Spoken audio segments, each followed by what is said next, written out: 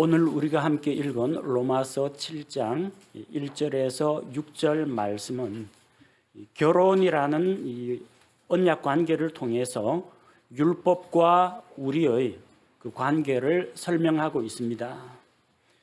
결혼 관계의 유효 기간은 언제까지인가?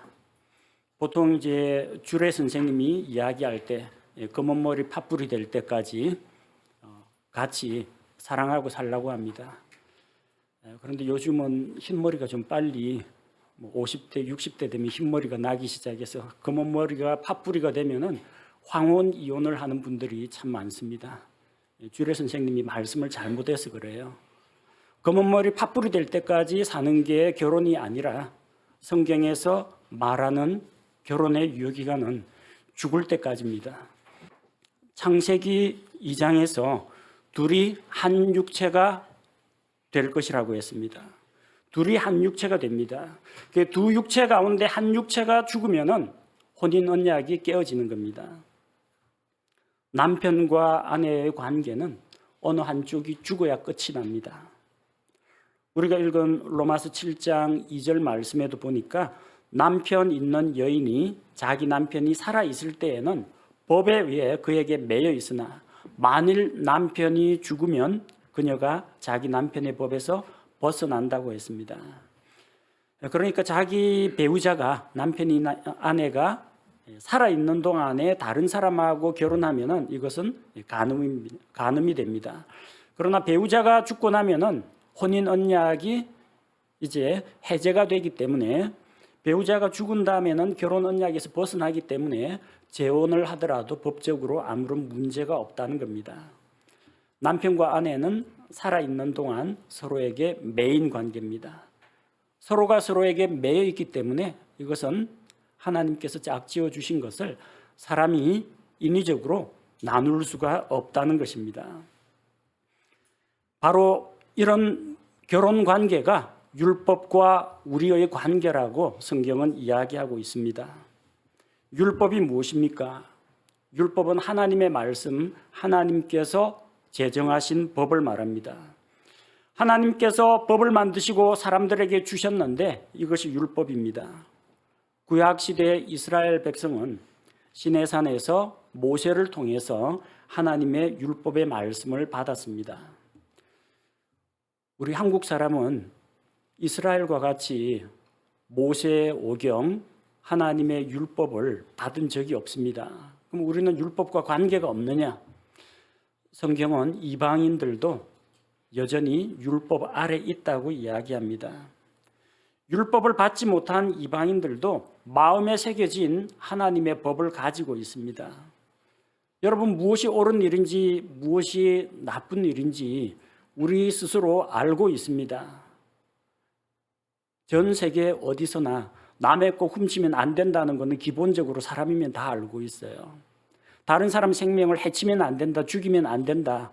이거는 어느 민족, 어느 부족, 어느 문화권에서나 다 통용됩니다. 누가 이런 법을 만들었습니까?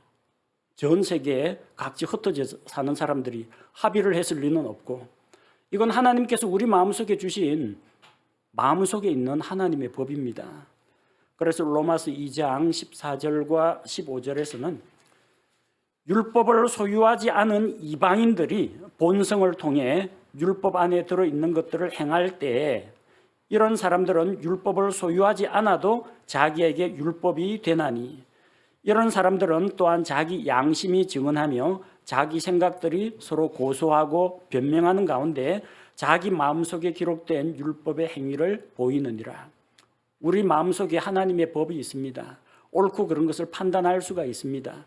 성문화된 율법을 받지는 못했고 돌에 새긴 십계명 돌파는 받지를 못했다 하더라도 우리 역시 율법을 알고 있고 또 율법 아래에서 살고 있다는 것입니다. 하나님께서 왜 사람들에게 율법을 주셨을까요? 법을 만들고 법을 주는 이유는 질서를 위해서입니다. 대한민국에 법이 있는 이유는 규칙과 질서를 통해서 분쟁과 갈등을 해결하고 모두에게 유익이 되는 그런 사회를 만들기 위해서 법을 만듭니다. 하나님이 우리에게 율법을 주신 데에도 목적이 있습니다. 왜 율법을 우리에게 주셨는가? 그 율법을 통해서 하나님의 거룩하심과 의로우심을 드러내기 위해서입니다. 율법 이야기하니까 뭔가 사람들을 억압하고 제어하고 통제하는 것이라고 생각하기가 쉬운데 율법은 하나님의 말씀입니다. 그 율법을 통해서 하나님의 거룩하신 성품이 드러납니다. 하나님의 공의로우신 그런 속성들이 율법 안에 다 담겨 있습니다. 율법은 나쁜 게 아닙니다. 로마서 7장 12절에 보니까 로마서 7장 12절은 그런즉 율법도 거룩하고 명령도 거룩하며 의롭고 선하도다. 율법은 하나님의 말씀이기 때문에 거룩합니다. 의롭습니다. 선한 것입니다. 하나님께서는 우리에게 선한 율법을 주셨어요.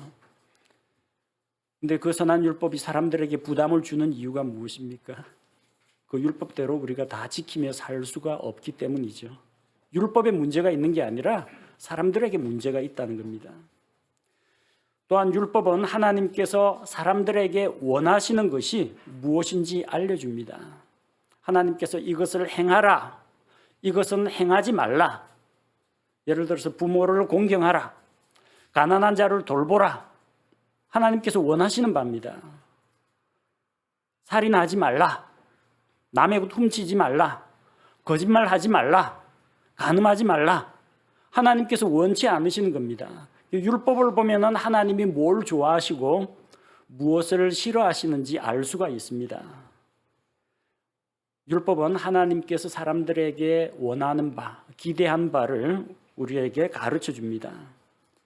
그리고 그 율법은 사람들이 하나님 앞에서 우리가 어떻게 살아야 하는지를 보여줍니다. 너희는 이것이 바른 길이니 반드시 이 길로 행하라. 하나님께서 우리에게 올바른 길을 가르쳐 주시는 겁니다. 하지만 율법은 사람들이 그 율법을 다 지키고 준수했다고 해서 상을 주지는 않습니다. 그렇게 살아야 하는 것이 의무이고 당연한 일이지 그렇게 사는 것에 대해서 어떤 보상이나 혜택은 없습니다. 여러분, 교통신호 위반하면은 범칙금 나오죠. 교통신호 열심히 잘 지키면 상 줍니까? 잘한 사람 상은 안 줍니다. 못한 사람은 처벌은 합니다. 그게 법입니다. 그것이 율법입니다. 우리가 하나님 앞에서 율법의 말씀대로 잘 살았다고 상을 받지는 못합니다. 그러나 그 율법대로 살지 않으면 처벌은 있습니다. 율법에 의해서 심판을 받고 형벌을 받게 된다는 겁니다. 하나님이 우리에게 율법을 주신 이유는 우리로 하여금 죄가 무엇인지 알려주고 사람들이 자기가 죄인이라는 사실을 깨닫게 하기 위해서 주셨습니다. 만약에 법이 없다면, 하나님의 절대 기준인 법이 없다면 무엇이 옳고 그른지 판단하는 기준이 없어집니다. 이게 죄인지 아닌지 판단 기준이 안 씁니다. 하나님이 법을 주셨기 때문에 우리는 죄가 무엇인지 알고 이것은 하나님을 거스르는 것이구나. 이건 하나님께 대한 반역이구나. 이것은 하나님의 성품과 위배되는 것이구나. 알 수가 있는 겁니다. 그래서 율법을 보면 죄가 무엇인지 드러나고 죄가 무엇인지 알게 되면 내가 하나님 앞에서 죄인이라는 사실을 깨닫게 되는 겁니다. 율법은 우리를 비난하고 정죄하려고 하나님이 주신 게 아니라 우리 인간이 하나님 앞에서 얼마나 나약하고 부족한 죄인인지 깨닫게 해주기 위해서 주신 겁니다. 그래서 율법은 이런 죄인들에 대해서 책망합니다. 왜 하나님의 길을 떠나서 어긋난 길로 갔느냐? 왜 하나님께 반항하고 반역을 하느냐? 죄 지은 사람들을 책망합니다. 그리고 너는 죄인이다. 너에게는 무서운 심판과 형벌이 기다리고 있다는 것을 율법이 선포하는 겁니다. 이렇게 사람들이 죄인이라는 사실을 깨닫게는 해주지만 율법은 죄인을 구원하지는 못합니다.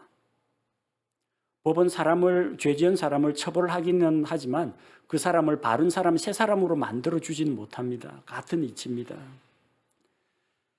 율법은 죄인들을 구원하지 못하지만 죄인들로 하여금 자기가 하나님 앞에서 죄인이라는 사실을 깨닫게 하고, 그래서 나는 죄인이구나, 영원한 지옥 형벌이 기다리고 있구나, 나에게는 구원자가 필요하구나, 내 죄의 문제를 해결해 주실 구원자를 찾게 만듭니다. 그래서 성경은 율법은 죄인들을 구원자이신 예수님께로 데려오는 훈육 선생이라고 설명합니다. 갈라디아서 3장 24절 말씀을 보니까, 갈라디아서 3장 24절, 그런즉 율법은 우리를 그리스도께로 인도하는 훈육 선생이었으니 이것은 우리가 믿음으로 의롭게 되게 하려 함이라. 옛날 이 로마 시대에는요, 각 집에 자녀를 교육하는, 자녀 교육을 담당하는 종이 있었습니다. 그래서 기본적인 언어, 예절, 생활 규칙 이런 것들을 이제 가르쳐 줍니다. 고급 학문은 배우질 못합니다. 근데 이 아이가 이제 그런 것들을, 기초적인 것들을 잘 배우고 어느 정도 성장하면은 이 종이 이 아이에게 더 이상 자기는 가르칠 게 없어요. 자기 수준으로는. 누구한테 보내느냐? 저기 학교에 보내가지고 철학 선생님, 그다음 변론가 선생님, 뭐 예능 선생님, 이런 학교 선생님한테 데려다 줍니다. 그 일을 하는 사람을 가리켜서 스쿨 마스터, 훈육 선생이라고 합니다. 주인의 아이가 어느 정도 자랄 때까지 기초 소양을 갖추게 한 다음에 어느 정도 수준이 되면은 선생에게로, 자기보다 더 높은 선생에게로 데려다 주고 데리고 오는 역할을 하는 사람이 훈육 선생이에요. 율법이 우리에게 훈육 선생 역할을 했습니다. 기초적인 거, 하나님은 살아계시다, 하나님은 거룩하시다, 하나님은 의롭다. 사람들은 하나님 뜻대로 살아야 하는데 그렇게 살지 못하고 다 죄를 지었다. 죄 문제를 해결하시고 죄를 용서하실 분은 하나님밖에 없다. 너에게는 구원자가 필요하다. 구원자 예수 그리스도를 찾아가도록 율법이 우리를 안내하는 역할을 합니다. 율법은 구원하지 못합니다. 예수님이 구원하십니다.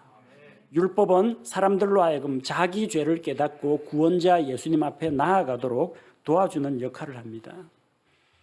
이 율법은 우리가 태어날 때부터, 율법과 우리는 뗄 수 없는 관계에 있었습니다. 우리는 태어날 때부터 죄 아래 태어나고 율법 아래 태어납니다. 갈라디아서 3장 23절을 보겠습니다. 갈라디아서 3장 23절. 그러나 믿음이 오기 전에는 우리가 율법 아래 붙잡혀서 나중에 계시될 믿음에 이르기까지 갇혀 있었느니라. 우리가 하나님을 알고 예수 그리스도를 믿기 이전에는 율법 아래 갇혀 있었습니다. 우리는 날 때부터 율법 하에 있었고 율법의 저주 아래 있었던 것입니다. 그리고 이 율법과 우리는 뗄 수 없는 관계, 남편과 아내의 관계였습니다. 율법은 엄격한 남편이었고 우리는 다 그 남편에게 복종해야 하는 아내였습니다. 율법은 우리에게 하나님의 엄격한 기준을 지킬 것을 요구합니다. 이것을 하라, 저것을 하지 말라. 근데 우리는 그 모든 것을 다 지키지 못합니다. 왜냐하면 우리 안에는 아담의 타락한 본성이 날 때부터 있고 죄에 길들여진 이 육신은 하나님의 뜻을 따라 살기보다는 자기 편한 대로 자기의 육체의 정욕을 따라 살기에 더 익숙한 몸이기 때문입니다. 율법은 우리에게 엄격한 남편이었습니다. 우리가 율법을 잘 지킨다고 해서 율법이 칭찬하지 않습니다. 율법이 우리에게 상을 주지 않습니다. 행복한 결혼 생활이 아니라는 겁니다. 날마다 가족들을 위해서 아내가 정성껏 집안일을 하고 남편을 위해서 상을 차리고 자녀를 돌보고 할 수 있는 바를 다 했습니다. 그런데 엄격한 남편은 칭찬은 안 해줍니다. 보상도 안 해줍니다. 외식도 안 시켜줍니다. 너는 당연히 해야 할 일을 해야 하는 것이니까 칭찬과 보상은 없다라는 겁니다. 아무리 잘하더라도 율법의 엄격한 까다로운 요구를 만족시킬 수 없기 때문에 칭찬 들을 일은 없습니다. 다만 눈꼽만큼이라도 잘못한 일이 있으면 그거는 참 용하게도 알아채고 우리의 실수, 약점, 부주의 이런 것들은 엄격하게 트집을 잡고 처벌을 합니다. 율법을 조금이라도 어기면 율법은 우리를 책망합니다. 정죄합니다. 심판과 형벌을 선포합니다. 남편이 잘한 것에 대한 칭찬은 안 해주고 잘못한 것만 사사건건 트집을 잡아가지고 비난하고 조롱하고 무시하고 심지어는 때리기까지 하고 그러면은 아마 살아갈 맛이 안 날 겁니다.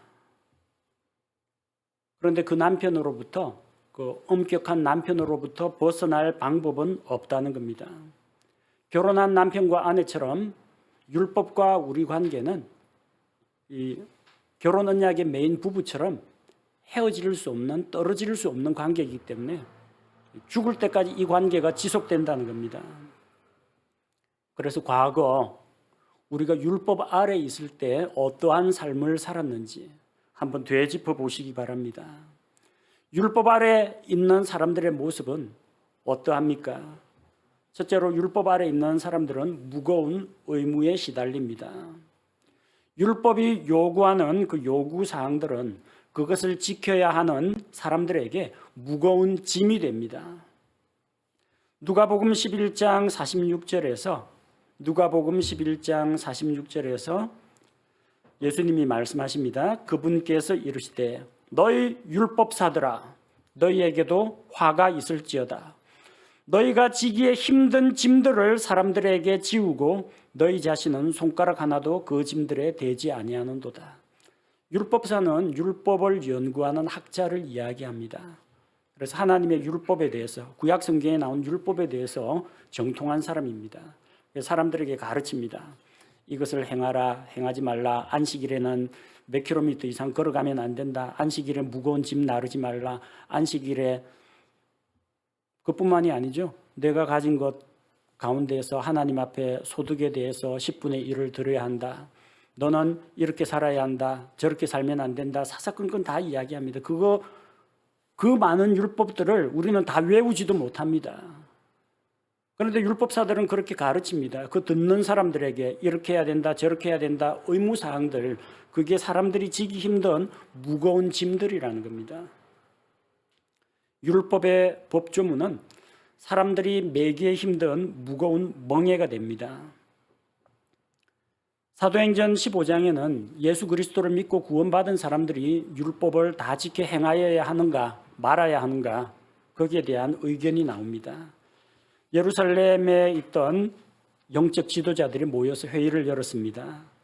그래서 사도행전 15장 10절에서 율법을 지키는 문제에 대해서 다음과 같은 결론을 내렸습니다. 그런데 이제 너희가 어찌하여 하나님을 시험하여 우리 조상들이나 우리나 능히 매지 못하던 멍에를 제자들의 목에 두려 하느냐. 예수님 믿고 구원받고 죄 용서받고 율법의 의무에서 해방이 되었는데 왜 회개하고 돌아온 자들에게 유대교의 율법을 적용해서 그들을 다시 멍에 아래 가두려고 하느냐는 겁니다. 예수님께서는 수고하고 무거운 짐진 자들은 다 내게로 나아오라고 했습니다. 그리고 내 멍에를 메고 나에게 배우라고 했습니다. 왜냐하면 예수님의 멍에는 쉽고 가볍다고 했습니다. 그런데 다시 예수님을 믿고 구원받은 자들에게 율법의 중한 의무, 무거운 짐을 강요하는 그런 멍에를 채울 수가 없다라는 이야기입니다. 율법 아래 있는 자들은 무거운 짐과 멍에를 메고 있습니다. 우리가 다 지킬 수도 없는 그 엄중한 요구사항들, 그게 우리에게는 짐이 됩니다.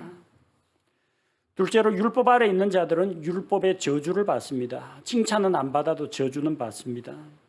갈라디아서 3장 10절 말씀을 보니까 갈라디아서 3장 10절 율법의 행위에 속한 자들은 다 저주 아래 있나니 기록된 바 율법책에 기록된 모든 것을 행하기 위하여 항상 그것들 가운데 거하지 아니하는 모든 자는 저주받은 자니라 하였느니라.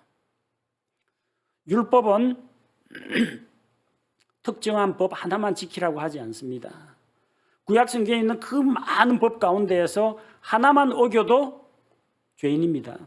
하나만 어겨도 유죄가 된다는 겁니다.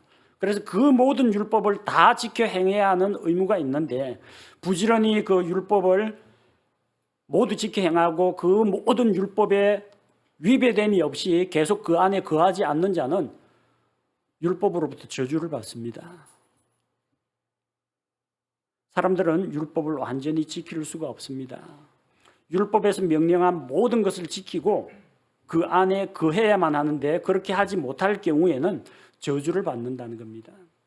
세상 사람들 가운데에서 하나님의 완전한 말씀들을 하나님께서 요구하시는 수준까지 다 지켜 행하는 그 모든 말씀을 다 지켜 행할 사람이 어디 있겠습니까? 아무도 없습니다. 아무도 하나님의 완전한 영광에 도달할 수가 없다는 겁니다. 따라서 세상에 있는 모든 사람들은 죄인이요 율법의 저주 아래 있는 자라는 겁니다. 셋째로 율법 아래 있는 자들은 모두 다 유죄가 됩니다. 유죄라는 것은 죄가 있다, 죄인이라는 법적 선포입니다. 로마서 3장 19절에 이렇게 기록되어 있습니다. 이제 우리가 알거니와 율법이 어떤 것들을 말하든지 그것은 율법 아래 있는 자들에게 말하나니 이것은 모든 입을 막아 온 세상이 하나님 앞에서 유죄가 되게 하려 함이니라. 율법은 하나님의 법입니다. 하나님의 말씀입니다. 이 완전한 말씀의 수준에 100% 완벽하게 도달하지 못하는 자는 다 죄인이라는 겁니다. 하나님께서 요구하시는 것은 100점 만점입니다. 99점 받아도 죄인입니다. 50점 받아도 죄인입니다. 도토리 키재기식으로 누가 죄를 많이 지었냐 적게 지었냐 그 차이만 있을 뿐이지 다 하나님 앞에서는 죄인이라는 겁니다. 아무도 하나님의 완전한 영광에 도달하지 못합니다. 따라서 유죄입니다. 율법은 율법 아래에 있는 자들에게 하나님의 거룩한 기준을 따를 것을 요구합니다. 하지만 그 기준을 충족시킬 수 있는 사람은 아무도 없다는 겁니다. 많은 율법 가운데 단 하나만 어겨도 유죄가 되기 때문에 모든 사람들은 유죄요 하나님 앞에서 죄인들입니다. 그리고 네 번째로 율법은 죄가 있다라고 선포할 뿐만 아니라 죄에 대해서는 심판과 형벌을 집행합니다. 우리 대한민국에 있는 법이 사람들에게 너는 이러이러한 죄가 있다 그렇게 말만 하고 끝나면 얼마나 법이 허술하겠습니까? 그런데 이 법을 어긴 자에 대해서는 징역이다, 벌금이다, 금고형이다 여러 가지 형벌들이 나와 있습니다. 법에 따라서 심판과 형벌을 받게 된다는 겁니다. 죄를 지은 자는 하나님의 법에 따라서 심판을 받습니다. 로마서 2장 12절 말씀해 보니까 율법 밖에서 죄를 지은 자들은 또한 다 율법 밖에서 멸망하고 율법 안에서 죄를 지은 자들은 다 율법으로 심판을 받으리니. 율법을 받은 이스라엘이나 율법을 받지 못한 이방인들이나 모두 죄가 있으면은 심판을 받고 형벌을 받는다는 겁니다. 심판에는 형벌이 따라오는데 그 형벌이 무엇입니까? 죄의 삭은 사망이라고 했습니다. 지옥 형벌을 말합니다. 꺼지지 않는 불호수 속에 들어가는 둘째 사망을 이야기합니다. 율법 아래 있는 사람들의 모습이 이와 같습니다. 모든 사람들은 날 때부터 율법의 무거운 짐을 가지고 태어나고 그 율법의 요구사항을 이행하지 못하기 때문에 율법의 저주를 받아서 유죄가 되고 하나님의 법에 의해서 심판과 형벌을 받을 수밖에 없는 그런 존재라는 겁니다. 그럼에도 불구하고 우리는 율법과 헤어질 수가 없습니다. 왜냐하면 남편과 아내 관계처럼 혼인 언약으로 맺어져 있기 때문입니다. 어떻게 하면 이 엄격한 남편, 인정머리라고는 눈곱만큼도 없는 남편, 잘못한 것은 참 용하게도 찾아내는데 잘한 것에 대해서는 칭찬 한마디 없는 이 매정한 남편으로부터 탈출할 수 있을까요? 일반 우리가 살고 있는 세상에도 가정에서 남편으로부터 억압당하고 남편으로부터 폭력을 당하면 부인이 헤어지려고 합니다. 이혼을 하려고 하는데 남편이 이혼을 안 받아줍니다. 그러면 이 남편에게서 벗어나는 방법은 두 가지가 있습니다. 하나는 남편 밥에 독을 타가지고 독살하는 방법이 있고, 힘이 없으니까, 여자가 힘이 없으니까 그래가지고 남편 그 독살하거나 밤에 물수건 가지고 덮어가지고 질식시켜가지고 죽이는, 남편을 죽이는 방법이 한 가지가 있습니다. 절대 추천 안 합니다. 그런 거 하면 안 됩니다. 그 살인이에요. 그다음 두 번째 방법이 있는데, 이 남편한테서 정말 도망가도 쫓아와가지고 또 붙잡아오고 또 때리고 그러기 때문에 이렇게 사느니 죽는 게 낫겠다고 해서 스스로 자살하는 사람이 있습니다. 추천하지 않습니다. 하나님 앞에서 주신 그 생명 가지고 잘 살아야 하는데 내 생명 내가 스스로 끊는 거, 이것도 올바른 방법이 아닙니다. 문제는 뭐냐면은 이 남편과 헤어지고 싶은데 헤어질 방법이 없다는 거예요. 어떻게 헤어지느냐? 둘 중에 하나가 죽어야 됩니다. 남편을 죽이든지 내가 죽든지 둘 중에 하나라는 거예요. 그래서 이 두 가지 극단적인 일을 저지르는 사람들이 종종 뉴스에 나오긴 합니다. 율법 아래 매인 우리 사람들의 모습이 바로 이 율법으로부터 벗어나기를 원하는데 벗어나지 못하는 아내와 같은 심정이라는 겁니다. 율법과 헤어지는 방법이 있습니다. 하나는 죽는 겁니다. 남편이 율법이 죽어주면 좋겠는데 율법은 죽지 않습니다. 왜? 율법은 하나님의 말씀이기 때문입니다. 하나님의 말씀은 죽지 않습니다. 하늘과 땅은 없어진다고 할지라도 율법의 1.1획도 없어지지 않습니다. 율법과 연합되어 있는 이 사람들은 율법을 죽이고자 하지만 하나님의 말씀은 폐할 수가 없습니다. 율법이 안 죽어요. 그럼 누가 죽어야 돼요? 내가 죽어야 됩니다. 내가 죽자면 너무 억울하잖아요. 왜? 그러지 않아도 지금 율법으로부터 정죄를 당하고 심판을 받고 지옥 형벌이 예약이 되어 있는데 내가 내 스스로 목숨 끊으면 죽은 다음 어디 가겠어요? 지옥 갈 수밖에 없다는 거예요. 율법은 안 죽으니까 이 관계를 끝장내려면 내가 죽어야 되는데 내가 그냥 죽으면 율법에 따라 심판받고 지옥 형벌을 받는 그 길로 가게 된다는 겁니다. 그래서 하나님께서 이 문제를 해결할 수 있는 방법을 주셨습니다. 하나님께서 자기 아들 예수 그리스도를 우리에게 보내주셨습니다. 우리 죄를 대신해서 우리 죄를 대신 담당하시고 예수님이 십자가에 달려 죽게 하셨습니다. 그리고 예수님을 죽은 자들 가운데에서 다시 일으키셨습니다. 바로 이때 예수님께서 십자가에 죽으실 때 내가 그분과 함께 죽으면 됩니다. 무엇을 말합니까? 예수님 십자가의 그 죽음이 저기 2000여 년 전에 나하고는 관계없는 유대 땅에 있었던 어느 유대인 청년이 그렇게 십자가에 로마 병사들에 의해서 못 박혀 죽었다 카더라. 이런 머릿속으로 알고 있는 세계사 지식 가지고는 구원받지 못합니다. 예수님 그 십자가에 달려 죽으신 그 죽음이 바로 나의 죄값을 치르기 위한, 나를 대신하기 위한, 내 죄값을 하나님의 공의 앞에 지불하기 위한 죽음이었다는 것, 그것을 내가 믿고 받아들이는 것입니다. 그것이 바로 내가 그리스도와 함께 십자가에 못 박혔나니, 내가 그리스도와 함께 십자가에 못 박혀 죽었다라는 것을 믿음으로 고백하고 그리스도의 죽음에 내가 연합하는 겁니다. 그리스도의 죽음에 연합한 자는 그리스도께서 부활하실 때 함께 일으켜진다는 겁니다.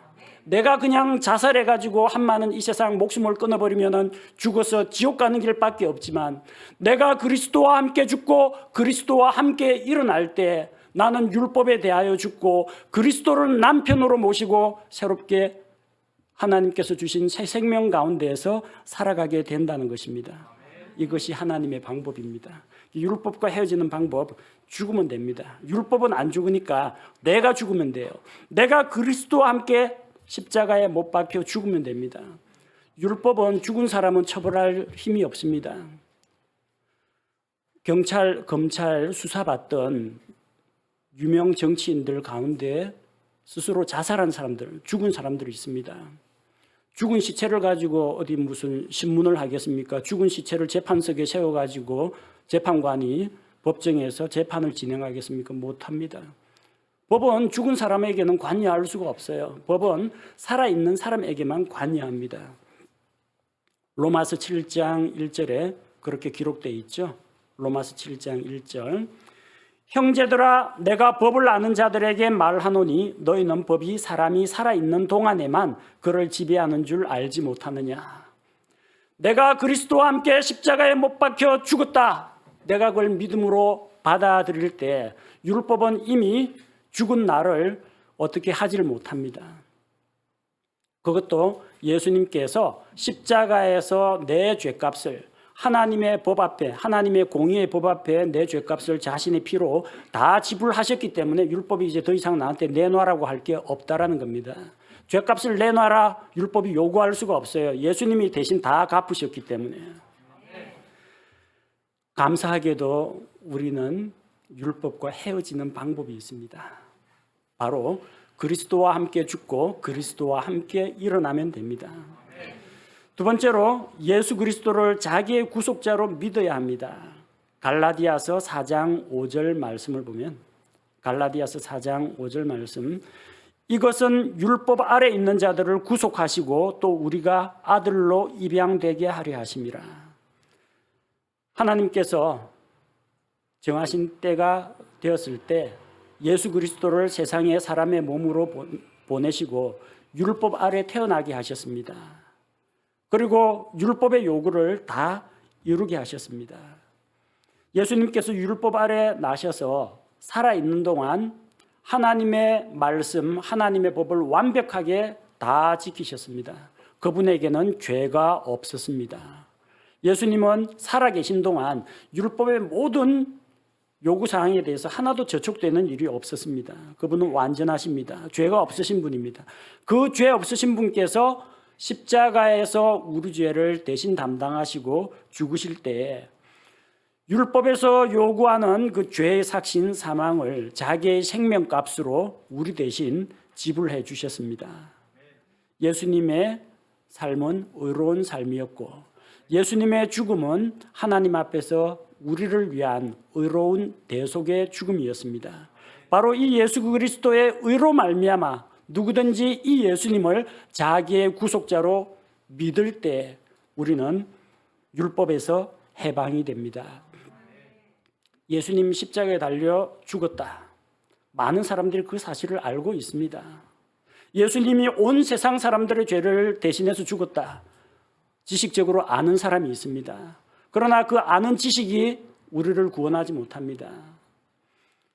소문난 잔치에 그 잔치집 가면은 공짜로 준다 하더라. 맛있는 거 많다 하더라. 새로 나온 무슨 요리가 나온다 하더라.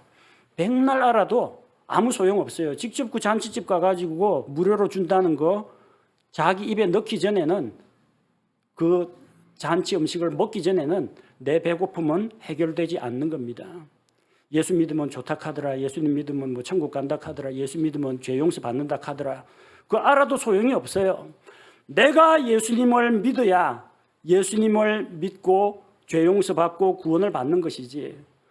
만약에 예수 그리스도의 십자가의 죽음이 나하고 아무런 관계가 없다면 예수님과 나도 아무런 관계가 없는 것입니다.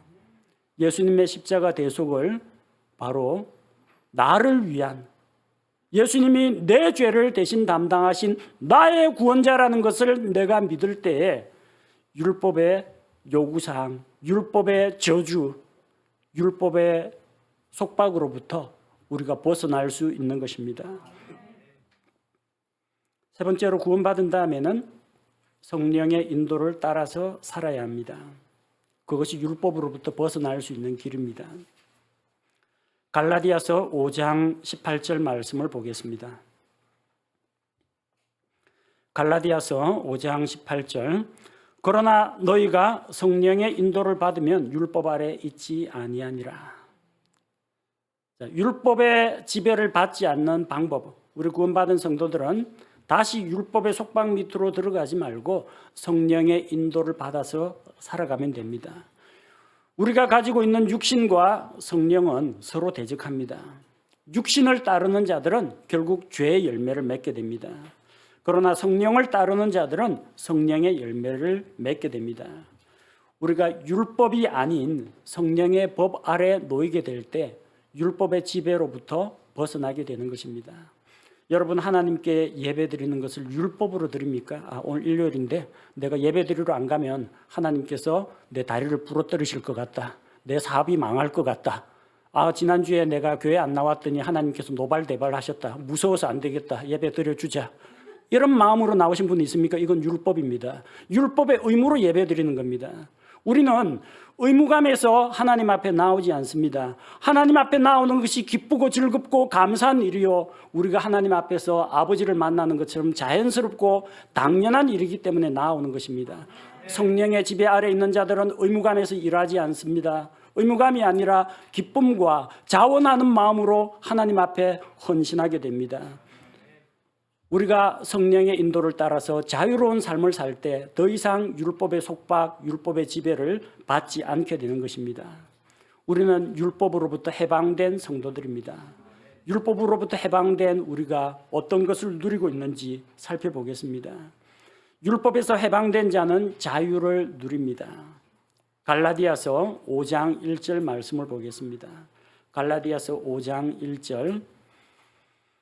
그리스도께서 자유로 우리를 자유롭게 하셨으니 그러므로 그 자유 안에 굳게 서고 다시 속박의 멍에를 매지 말라. 우리는 예수 그리스도의 십자가로 말미암아 율법에 대하여 죽은 자들입니다. 그리고 그리스도 예수님께서 우리에게 자유를 주셨습니다. 이제 우리가 자유롭게 되었으니 자유 안에 굳게 서고 다시는 속박의 멍에를 매지 말라고 했습니다. 근데 많은 사람들이 예수를 믿고 구원받았다고 하면서 이전에는 죄 문제 때문에 죄의 멍에를 맸는데 또 율법의 지배를 받았는데 예수님을 믿고 나서 또 다른 멍에를 매는 사람이 있습니다. 종교의 멍에를 매는 사람이 있습니다. 하나님 앞에서 자기 스스로 자기에게 의무를 부과합니다. 이것을 해야 한다, 저것을 하지 말아야 한다. 교회에서 참 가르치는 것이 많습니다. 자유를 준다고 하길래 예수님을 믿고 교회 나왔는데 교회에서 요구사항들이 너무나 많아요. 봉사해야 된다, 주일을 성수해야 된다, 11조 해야 된다, 뭐 해야 된다. 뭔 법들이 그리 많아요. 그것은 다시 속박으로 들어가는 겁니다. 하나님 앞에 헌금 당연히 해야죠. 11조 관련된 율법 때문에 헌금합니까? 아닙니다. 하나님 앞에 감사한 일이 많아서 합니다. 다른 사람을 돕기 위해서 합니다. 하나님의 말씀 사역이 더 널리 확장되도록 드립니다. 자유로 드려야 하는데 율법의 의무로 드리는 사람들이 있다는 겁니다. 예배 참석은 하나님께서 우리에게 주신 권리요, 자유입니다. 근데 이걸 의무감으로 드리면은 그때부터는 예배 참석하는 것이 고역이고, 오늘따라 목사님 말씀은 왜 이리 빨리 안 끝나는지 답답해가지고 엉덩이가 들썩거리게 됩니다. 의무가 되고 짐이 되면은 그것은 우리에게 또 다른 율법과 같은 부담이 된다는 것입니다. 기도는 당연히 해야죠. 하나님의 자녀로서 때가 되든지 안 되든지 무시로 수시로 하나님 앞에 기도해야 됩니다. 그런데 금식 기도해야 된다 하더라, 새벽 기도해야 한다더라, 철야 기도도 해야 된다 하더라.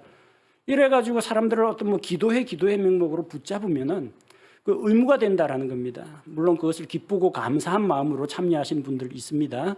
그러나 그렇게 사람들에게 어떤 시간과 장소 이런 것들을 지정해주고 동원하게 되면은 그게 또 다른 율법의 멍에가 된다라는 겁니다. 우리는 그리스도인으로서 하나님께서 주신 자유를 가지고 자원하는 마음으로 하나님께 경배하고 하나님의 일을 해야지 율법의 종이 되어 가지고 의무감으로 일해서는 안 된다라는 이야기입니다. 율법에서 우리가 해방되었습니다. 율법에서 해방되었다는 게 무질서와 방종을 말하는 건 아닙니다. 율법에서 해방되었으니까 살인하지 말라 했는데 율법에서 해방되었으니까 살인해도 된다는 이야기냐? 그런 이야기가 아닙니다. 죄를 지어도 된다는 이야기가 아닙니다. 로마서 6장 15절에서 그런즉 어찌하리요 우리가 율법 아래 있지 아니하고 은혜 아래 있으므로 죄를 지으리요 결코 그럴 수 없느니라. 왜냐하면 우리는 이제는 율법의 지배하에 있지 않고 율법보다 훨씬 더 큰 하나님의 은혜의 법, 하나님의 사랑의 법 아래에 있기 때문입니다. 그 초등학생들 중에는요, 인도하고 도로 사이에 그 차량이 덮치지 못하도록 경계석 깔아놓은 곳이 있습니다. 그 경계석 위를 아슬아슬하게 줄타기 하면서 가는 애들 꼭 있어요. 재밌나 봅니다. 어릴 때는. 그러지 말라고 위험하다고 하니까 차도로 안 넘어갔으니까 됐잖아요. 그래요. 차도 안 넘어갔으니까 도로교통법 위반 아니라는 겁니다. 근데 비틀비틀 하다가 왼쪽으로도 오른쪽으로도 막 흔들리다 잘못하면 차도 쪽으로 떨어집니다. 인도 쪽도 폭이 넓어요. 사람들 한 두세 사람 지나갈 만큼 넓은데 안전한 이 길로 다니면 되는데 꼭 차도하고 인도 그 직에서 그 위로만 딱 다녀요. 그러는 그리스도인들 많습니다. 그냥 넉넉하게 은혜의 법 아래에 있으면서 하나님을 기쁘시게 하는 일을 찾으면 되는데 하나님 술 마시는 게 죄입니까? 죄 아닙니까? 하나님 이게 죄일까요? 죄 아닐까요? 죄 아니면 어떡하게? 죄 아니면 하고 죄면은 안 하고 딱 꼭 경계선에서만 왔다 갔다 하는 사람 가끔 가다가는 이쪽으로도 떨어지고 가끔 가다가 이쪽으로도 떨어집니다. 우리 기준이 죄냐 죄 아니냐 그것만 가지고 살아가면 인생이 얼마나 삭막하겠습니까? 좀 폭넓게 요 넓은 은혜의 길이 있습니다. 이것이 하나님을 영화롭게 하는 것입니까? 아닙니까? 이것이 예수 그리스도의 선한 간정을 예수 그리스도를 믿는 자들의 선한 간정을 드러내는 것입니까? 이것이 성도들에게 덕과 유익을 세우는 것입니까? 이런 질문을 하면서 살면 우리 삶이 좀 더 여유가 있고 풍족합니다. 이게 죄입니까? 죄 아닙니까? 그런 고민에 빠져가지고 살면은 결국은 율법과 이 은혜 사이에 경계에서 왔다 갔다 하다가 이리저리 넘어지게 된다는 겁니다. 우리는 율법에서 해방되었기 때문에 자유롭게 살아야 됩니다. 넉넉하게 마음에 좀 여유를 가지고 살아야 됩니다. 이전처럼 율법의 그 법조문에 글자의 낡은 것에 매여 가지고 살지 말고 그리스도 안에서 자유를 누려야 합니다. 그리고 율법에서 해방된 우리에게는 정죄가 없습니다.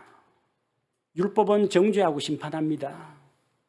그러나 하나님의 은혜의 법은 사랑하고 용서하고 포용해 줍니다. 로마서 8장 1절과 2절에서는 율법에서 해방된 우리에게 정죄가 없다는 걸 보여줍니다. 그러므로 이제 그리스도 예수님 안에 있는 자들에게는 정죄함이 없나니 그들은 육신을 따라 걷지 아니하고 성령을 따라 걷느니라.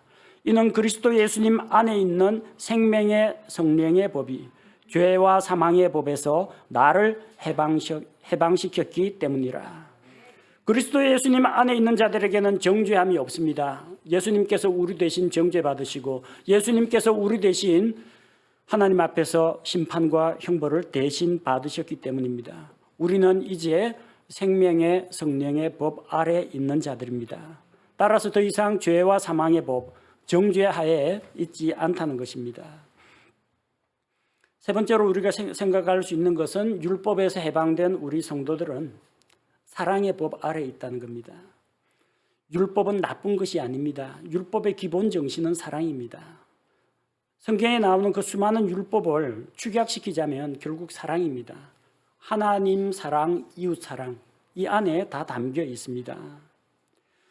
따라서 사랑하는 자는 율법을 완성한 것입니다. 율법의 수준 아래 있는 자는 간신히 죄 안 짓는 수준으로만 살아갑니다.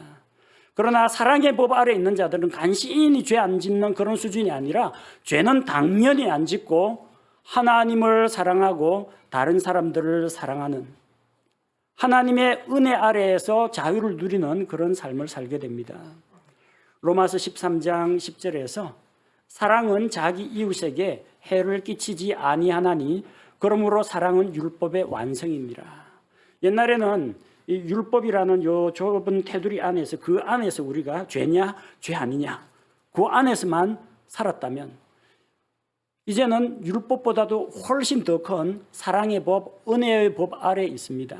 단순히 죄 안 짓는 수준으로 살아가는 것이 아니라 적극적으로 하나님을 사랑하고 다른 사람들에게 사랑과 선을 베푸는 그런 삶이 우리에게 열렸다는 것입니다. 율법에서 해방된 성도는 행복합니다. 우리에게는 자유가 있습니다. 우리에게는 더 이상 정죄가 없습니다. 우리는 하나님의 은혜의 법, 하나님의 사랑의 법 안에서 살아가는 것입니다. 율법은 하나님께서 주신 거룩하고 의로운 하나님의 원리입니다.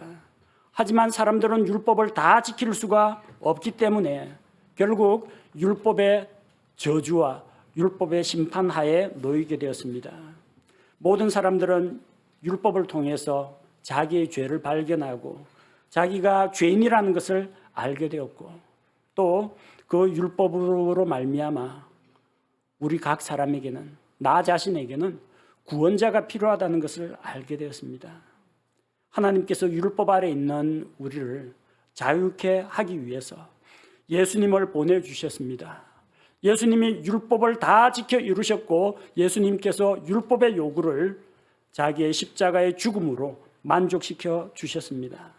따라서 누구든지 예수 그리스도와 함께 십자가에 못 박혀 죽고 예수님과 함께 다시 일으켜진 자는 율법으로부터 해방됩니다. 옛 남편인 율법은 더 이상 우리와 관계가 없습니다. 우리가 예수님과 함께 죽었기 때문입니다. 죽으면 결혼관계가 끝납니다. 율법으로부터 해방이 되었습니다. 법은 사람이 살아있을 때만 관여합니다. 그리고 우리는 그리스도와 함께 일으켜져서 예수 그리스도의 신부가 되어서 새로운 남편 예수 그리스도를 만났습니다. 이 남편은 우리를 억압하지 않습니다. 우리에게 자유를 줍니다. 우리의 잘못도 이 남편 예수 그리스도는 덮어주고 감싸줍니다. 우리가 주님을 위해서 사소한 선행을 행했을지라도 주님께서는 그것을 하나도 잊어버리지 않고 우리에게 크신 상급으로 보상으로 갚아주시는 분입니다. 옛 남편 율법 대신에 우리에게는 새로운 남편 예수 그리스도가 있다는 것입니다. 우리로 하여금 율법에서 벗어나게 하시고 예수 그리스도와 연합하는 이 삶을 주신 하나님 아버지께 감사를 드립니다.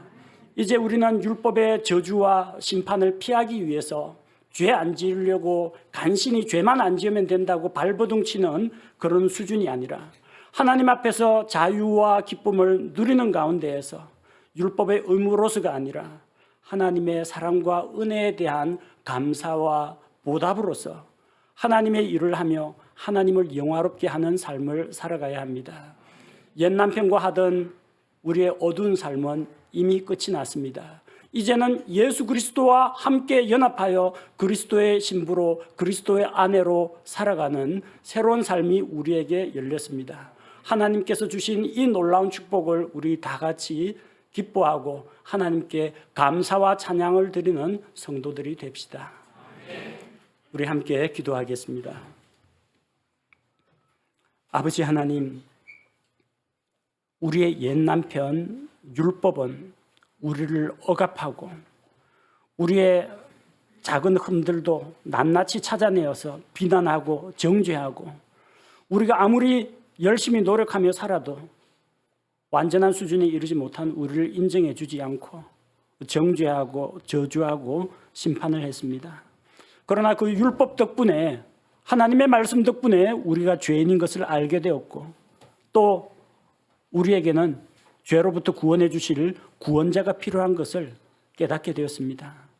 아버지 하나님, 하나님 우리에게 예수 그리스도를 보내주신 것을 감사드립니다. 예수님 십자가에 달려 돌아가실 때 바로 예수님의 십자가의 죽음이 나의 죄를 대신하기 위함임을 내가 믿고 우리 각 사람이 그리스도와 함께 연합하여 죽고 그리스도와 함께 연합하여 다시 일으켜진 것을 믿습니다. 이제 우리는 율법과 작별하고 우리의 새 남편인 그리스도와 연합한 자임을 우리가 깨닫게 하시고 예수님께서 우리에게 주신 그 자유, 정죄가 없는 생명 가운데 살아가는 새로운 삶을 마음껏 누리게 하시고 이제부터 살아가는 삶은 율법의 의무로서가 아니라 하나님 주신 사랑과 은혜에 감격하여 살아가는 새로운 삶이 되게 하옵소서. 과거 어두운 삶, 억압과 통제하에 있던 그 삶에서 벗어나서 자유와 권리를 누리며 주님과 함께 기쁨과 감사가 넘치는 구원을 즐기는 삶을 살아가게 인도하옵소서. 예수님의 이름으로 기도합니다. 아멘.